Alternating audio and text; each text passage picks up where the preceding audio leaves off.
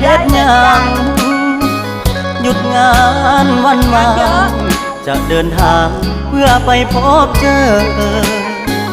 อย่ามาสงสัยว่าอายมีใครแทนเธอ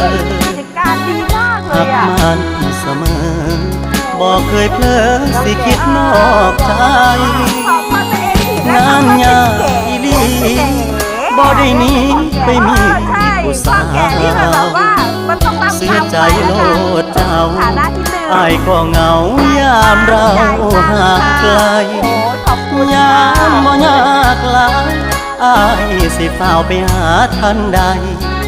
ให้น้องรอหน่อยได้ไหม